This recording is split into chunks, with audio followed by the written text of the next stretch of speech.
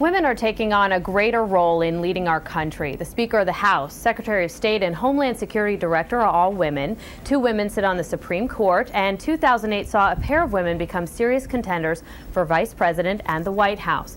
Given all this, it's likely we'll see a woman elected president in our lifetime, right? Well, our next guest says otherwise.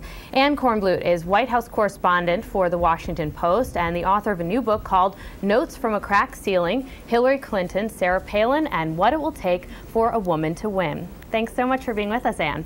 Thanks for having me. So, Anne, is there still, it seems to exist, a double standard for men and women in politics, right?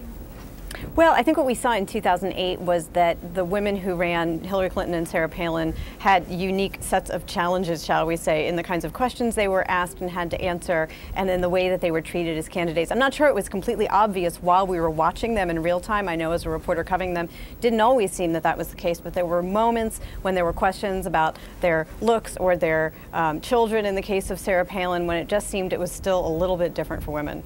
Why do you think that's the case? Why is the American public not able to put those things aside when they're looking at a female candidate? Well, if it's the public or if it's the press, I think because women are still pretty new to the political sphere, and certainly, obviously, we've never had one as a president or a vice president or even the nominee of either party, so I think there is still a sense that we don't know what questions are right to ask. We don't know which questions we have a right to demand answers to.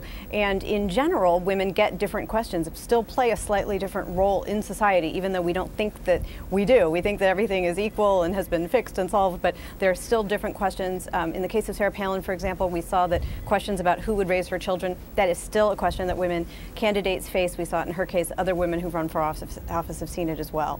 As you watched Hillary Clinton and Sarah Palin, what were the things when it comes to female issues or garnering the female vote that they did right and things that they did wrong? Well, they both were very different. They were different candidates, of course. Hillary Clinton, it seemed, really thought that women were going to be behind her 100% and ran in the Democratic primary that way. By the end of the campaign, that was certainly true. Women, especially older women, really liked her. But she split younger women with Barack Obama, and that turned out to be one of his real core basis of support, was young people and young women. And perhaps if Clinton had been able to tap into young women, maybe their sense of history somewhat more, she could have blunted his effect there. When it came to the Palin campaign, to McCain-Palin ticket, there was an assumption, it seemed, on the Republican side that just by having a woman on the ticket, that would do something to bring over some of those disaffected Hillary Clinton voters. What we saw at the end of the day was that didn't work, and that in fact partisanship, and in this case loyalty to each party, really trumped gender. So those were 2 lessons that I think people are going to walk away from 2008 having learned. You took a look at some of the candidates and some of the leaders overseas. Women run many countries across the world. I mean, Angela Merkel of Germany, the list can go on and on. Why do you think that those countries are ready for female candidates and leaders and we're not?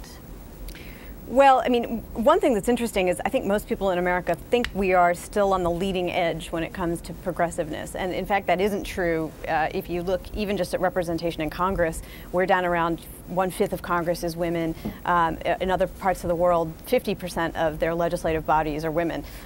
One theory that has been borne out by some research about why other countries have had female heads of state is that it's just easier in a parliamentary system. Women are running for the support of their peers. They're not necessarily running at a national ticket, and that the scrutiny they undergo is from a body of their peers who know them and know their work, as opposed to something happening in the media and that's more focused on their looks. Nancy Pelosi, who I interviewed for the book, would beg to differ that it's actually easier to get elected in a parliamentary system to become the head of your party, because she pointed out that her party was mostly men that elected her to be Speaker of the House. But there's still no answer yet as to why it hasn't happened here. Very interesting. All right, Anne Kornblut, thank you so much for being with us. Thank you very much. And the book, again, is Notes from the Cracked Ceiling: Hillary Clinton, Sarah Palin, and What It Will Take for a Woman to Win.